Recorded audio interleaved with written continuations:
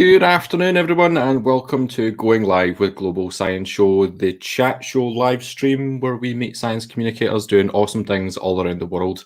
My name is Sam. I am the founder and coordinator for the Global Science Show, the monthly virtual science festival that takes place currently on Twitter, but hoping to expand to dominate the world. Today, we're going to have a cuppa and a chat with a science communicator. If you're watching, wherever you're watching, most likely on Twitter, tell us what you're drinking if it's that time of the day. It's after 4, so I'm trying not to have coffee. So I'm going a bit fancy. Hotel Chocolat hot chocolate, and it's a chili hot chocolate as well. Just about managed not to finish the whole thing, but it's really, really nice. My mouth's a little bit on fire though. Today we have the founder of AmazeLab, which something that started that I've loved watching start over the past couple of months, and I'm really delighted to have the founder here today to chat to us. So the founder is Leonie Briggs. I'm going to bring her in just a second. So say hi to Leonie. Hello. Hi, everyone. How are you doing? I'm good, thank you. Thank you so much for having me. It's lovely to be here. Oh, I'm delighted to have you. So first of all, going to ask, well, have you got a cuppa? I have. Well, I'm a Yorkshire girl, so of course I've got my Yorkshire tea. Oh, on brand. Very well done. So I'm going to start off as I do every time is, who are you and what do you do? I've mentioned AmazeLab, but what is that? What do you do? Hi, family. So I'm a science teacher, I'm a STEAM lead, I'm a STEM ambassador, I'm a crest assessor, I'm a very, very proud director of AmazeLab. So I actually own AmazeLab with my husband. I'll be honest, it is owned by my husband as well, and he plays a really important part, but it's so very rare that we ever talk about him. But he is here, I promise, and he's called David, and we do run it as like a family business. And what do you do? What is the business? So we make all different STEAM resources, so science, technology, engineering, arts and maths, because we decided to expand from the STEM into the STEAM because I do live in a very, very creative household. I'm a bit of like the odd one out in the majority of my friends. Being a scientist, coming from a STEM career background, I know a large number of creatives. So yeah, I'm quite the odd one out. So it was really important to us that we included the arts. So with AmazeLab, we try to make all STEAM education fun, creative, colourful. So we make and provide educational resources. So there might be activity packs, there might be videos, we might be running workshops. So that's a bit of an overview of what we do. Awesome. And when did it all start? Because it was during the pandemic, wasn't it? Yeah. Yeah, I started off during the first lockdown. I've actually been seriously ill in the past. I've had a pulmonary embolism, so I was one of the people who couldn't really leave the house. So I was in the house for a very large amount of time. I was with my family looking after me, and I felt really passionately about young people not missing out on practical skills. And being stuck at home like I was, and even just looking at my own children and their friends. So I suppose, like many people, have just been amazing during these really tough and challenging times. I went on a bit of a mission to try and provide these STEAM resources from home. They were either from my kitchen, from my garage, from my dining room, and it was basically looking at resources that, thinking as a parent, would not be stressful and could be easily achieved, and that were cheap, and that you were likely again to find just around the house. So I set off doing I did like 3 or 4 practicals a week via social media. I then got asked, I worked really closely with STEM Learning as well as STEM ambassadors. So I did STEM Ambassadors Live, and from there it just kind of snowballed and kept going, and I thoroughly enjoyed it. My children really enjoy it as well. And then it reached a point where really I needed to separate between my professional life as a teacher and being director of AmazeLab by the way it had grown. And like I say, I was quite lucky that David came on board and we established AmazeLab so that I was able to provide the educational side, and then David provides all the creative brand side of it as well. So we came together as a little team to make AmazeLab. And if you'd like an interesting fact as to why it's called AmazeLab, is because as a science teacher, my initials spell lab. So I am LAB.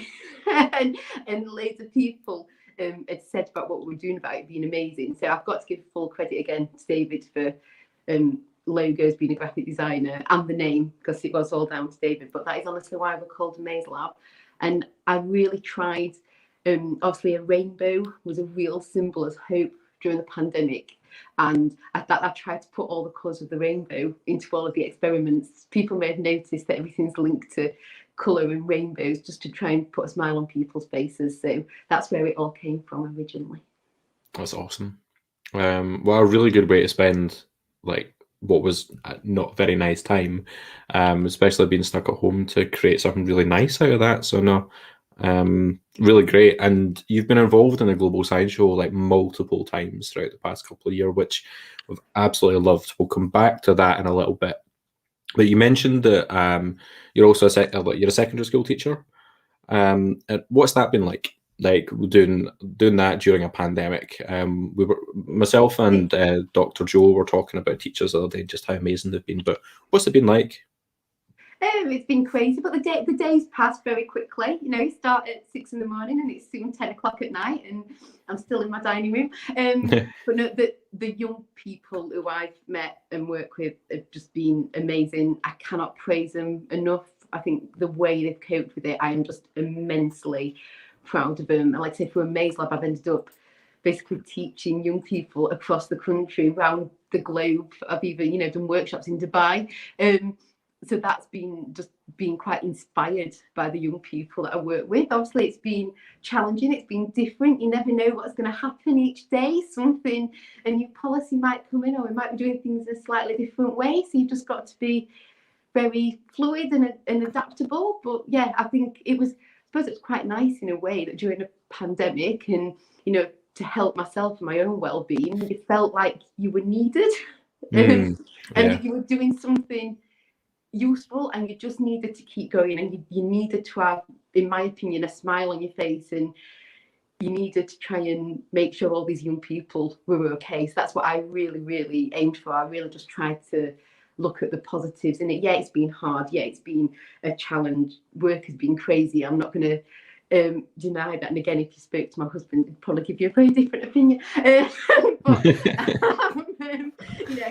I really, really try and keep it positive. And like I said, I did feel in quite an honoured position that I was, still able to go to work every day. Yeah, it was working remotely and differently, and that I did get to work alongside all these amazing young people. So yeah, challenging, but we'll see what happens in the next few weeks as well. Yeah. No, like I know that you've said like staying positive about it, but honestly, people like yourself have done such an incredible job over the past 11 months. It seems to have gone by forever. Now, something you mentioned to me yesterday is that you haven't always been a teacher, that you also used to work in veterinary medicine as well. I did. Yeah. What sort of veterinary work did you do? Oh, that's my absolute first love. I've always loved science, throughout school. And again, being from Yorkshire, I was absolutely in love with all creatures great and small when I was younger, and I'm sure that was a huge influence on me. I've always wanted to drive around North Yorkshire in a tin Land Rover. So I did all science throughout school. I did biology, chemistry, physics, science at A-levels. I then went off to university, and I only actually worked in general practice for a really, really short amount of time, because I used to work in a big orthopaedic referral hospital. So it was like 24/7 hospital. So, spinal type work, fractures, and then my specialism was rehabilitation. So I basically used to swim dogs for a living. I used to do that. I think the videos are still on YouTube somewhere. So I used to do canine rehabilitation. So we used to use water, hydrotherapy, underwater treadmills, swimming pools to rehabilitate dogs, to get dogs that had spinal surgery back up on the feet. I used to take my trusty dog, who sadly I don't have anymore. She was a rescue dog. As always, if you worked in the vet profession, you just have a variety of random pets that may have been left on the doorstep or something like that, and they all came to live with you. Me and Evie, my dog at the time, used to tour the country training people in hydrotherapy. It was really, really good times. Again, it was such hard work. I've never had a quiet job. I've always had a job where you just work all the time, evenings, weekends, nights, Christmas, New Year. At least I'm quite happy with, at least in the teaching profession, I'm physically at home on like Christmas Day and New Year's Eve, things like that. But yeah, and I find it so useful because I've used the skills in practice. I've worked in industry. And I find that really advantageous that, I think probably I bore quite the young people that I work with going, oh, I used to do blood smears, or I used to use the microscope every day. And then when I did my PGCE for my teacher training, I'm a chemist, so chemistry is my specialism. But again, it ties in so well because I used to, again, actually use all of the chemistry, maintaining the hydrotherapy pool.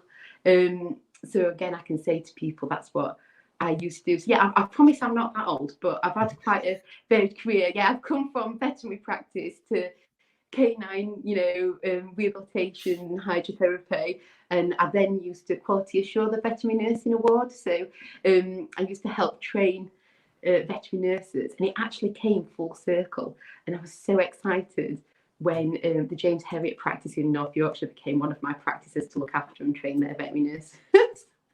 I felt like I'd really achieved something with that. I was absolutely overjoyed, and the nicest practice. And we used to have tea and chocolate cake and all sorts. But yeah, it was when I had my children. I think I've secretly always wanted to be a teacher. I used to have like displays set up in my bedroom, like books and posters and things like that. And when my daughter is my eldest child, I decided that I'd do my PGCE. And as soon as anybody heard you'd got a first class degree in science, they were like, please come in. Because unfortunately, there are science teachers and there are amazing science teachers, but there's not a massive abundance of us. So yeah. Oh, honestly, you took me back to my first weekend job. I worked in a veterinary practice because I was toying between veterinary medicine and what I ultimately did was zoology. And part of my role was to do hydrotherapy, and it was just like so much fun. Well, it was fun if it was dogs, not so much fun if it was cats. Like having to put a cat in a hoist and putting them into a big pool, they don't like it.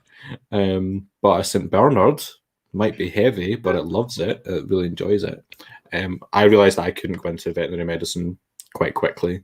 Nothing to do with like, obviously it can be quite sad and there was a bit of gore involved. It was the heat in the surgery.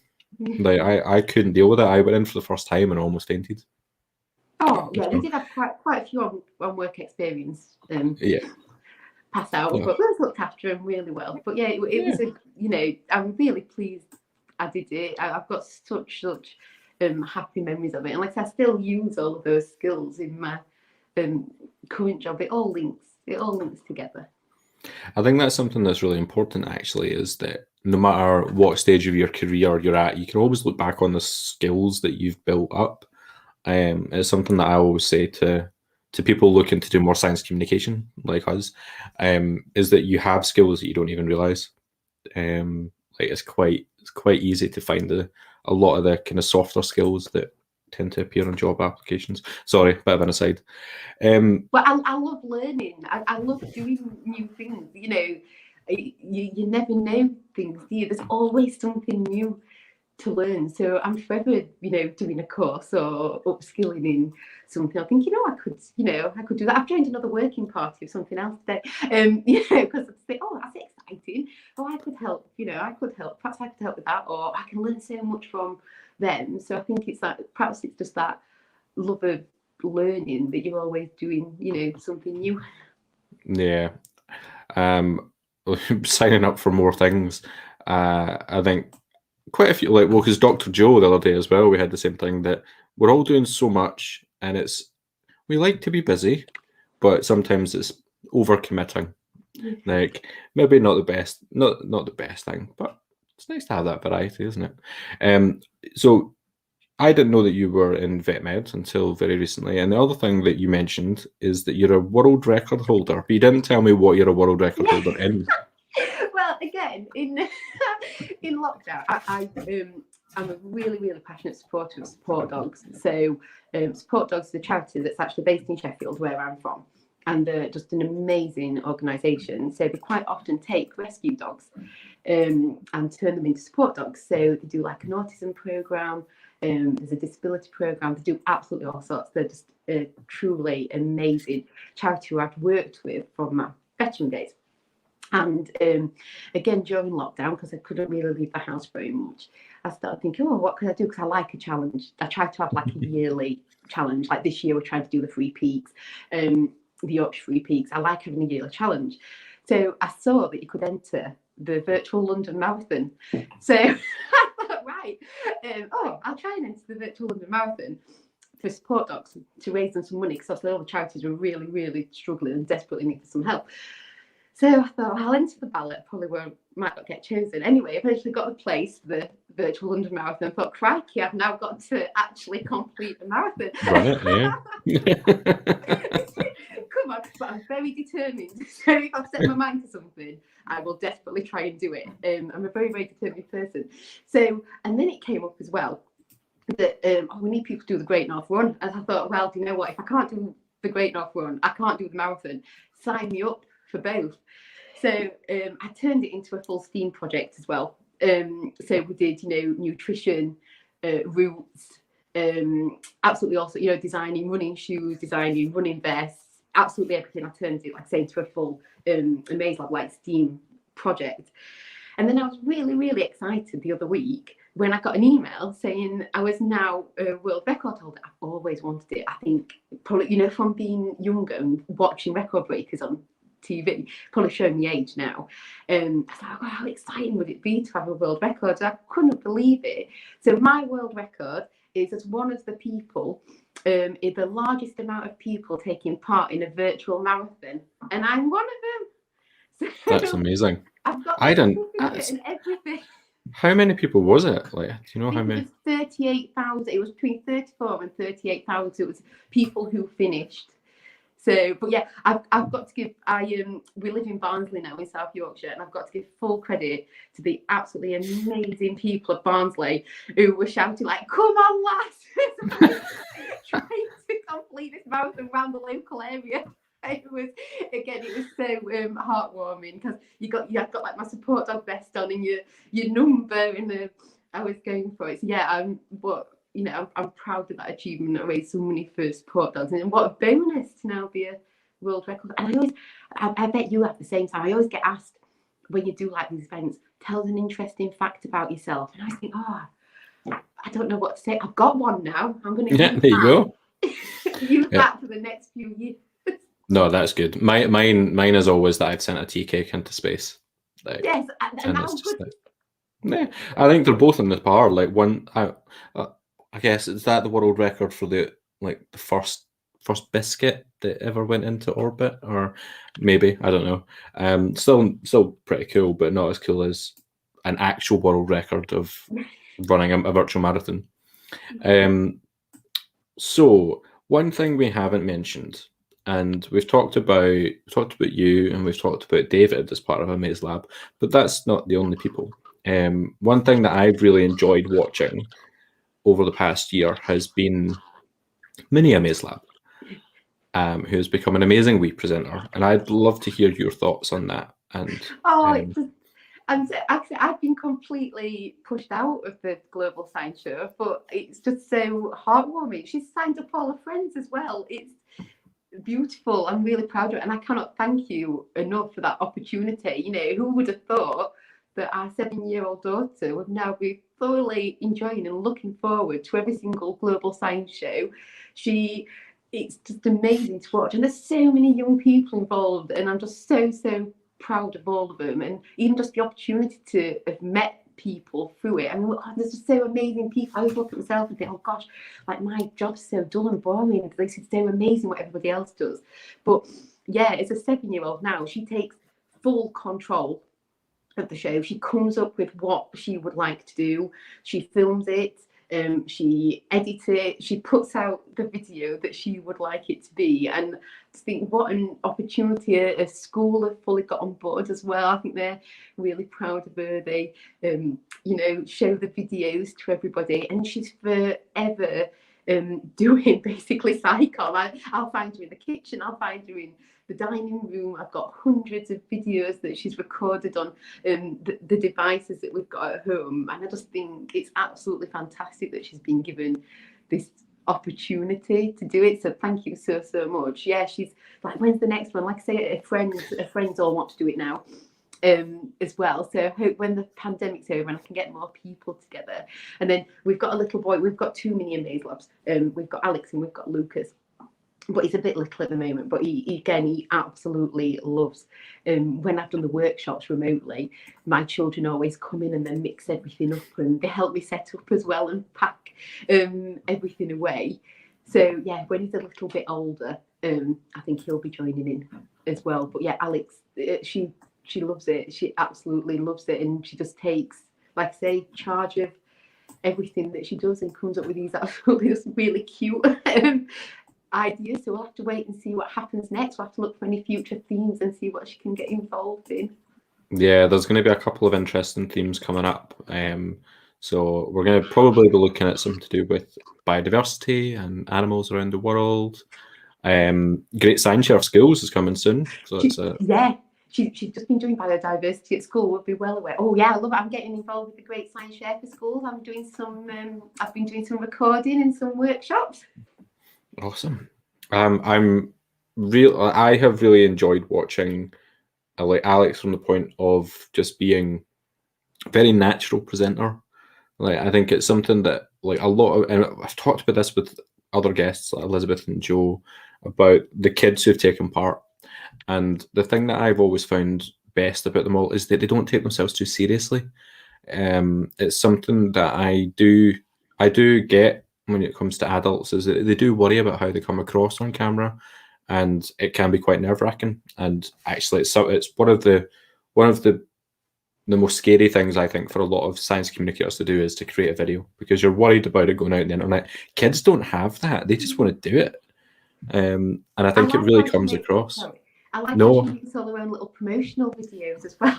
So there's always a promotional video to go with it. It's not just a video.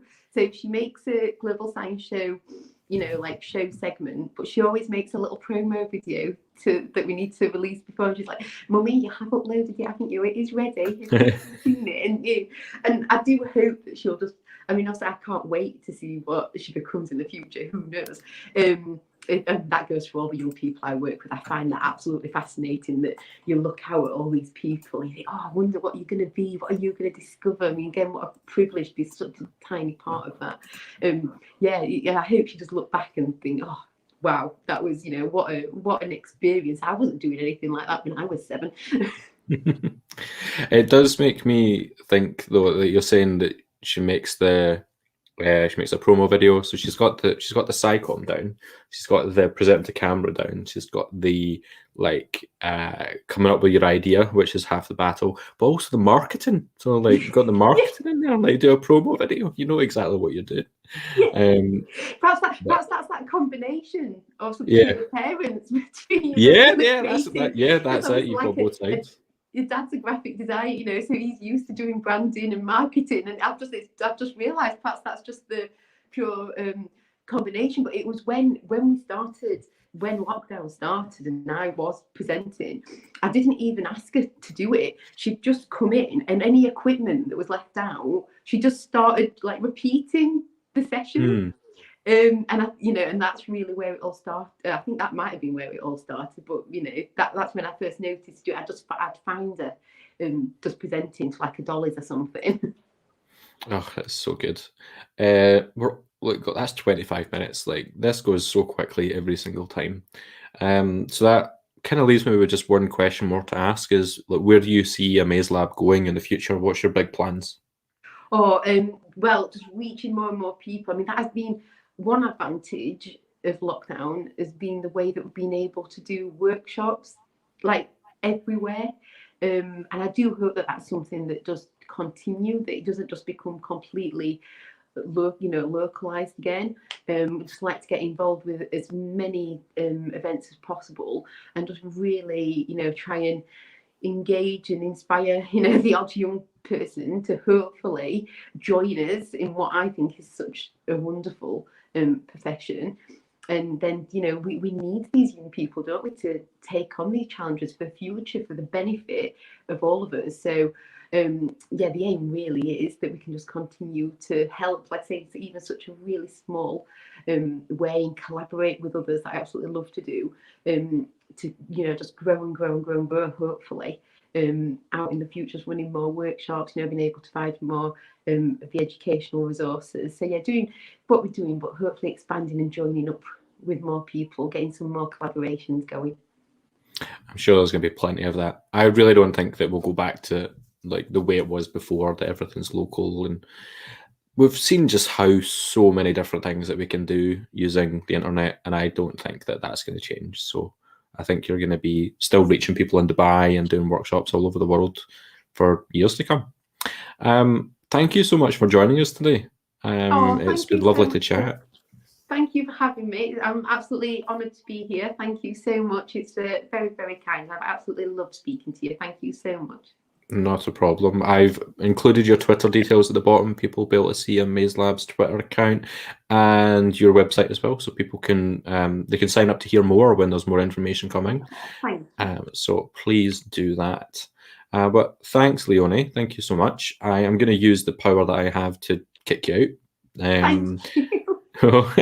Thank you so much, and I'll see you soon. Bye. Well, how does this always go so quickly? Like, it honestly, half an hour doesn't last very long. Thank you so much if you've stuck around to watch, or if you're going to be watching later on, thank you for coming to watch the video with us. We'll be back next week with 2 more amazing guests. In the meantime, if you'd like to be a guest, you can. Please just comment below if you're watching on Twitter. Send us a DM at Global Science Show. We have so many people. Like, we've got like months worth of people that want to come and have a chat. But please do come and join us if you want to be one of those people. If you don't, but you still want to support what we do, the Global Science Show is trying to expand. We've got a website that is just a holding page at the moment, but we've got big plans essentially for the coming year. That's going to involve training and platforming people and doing really cool things with science communication, especially for new faces in science communication. Big part of what we're going to be doing.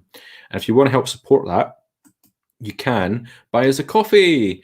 So it's an expensive coffee if it's £3, but that's all we look for in these, is a £3 donation. If you would like to help support the Global Science Show, you can do at ko-fi.com, or if you want to go old school, you can scan the QR code that's up there, and that will take you to the same site.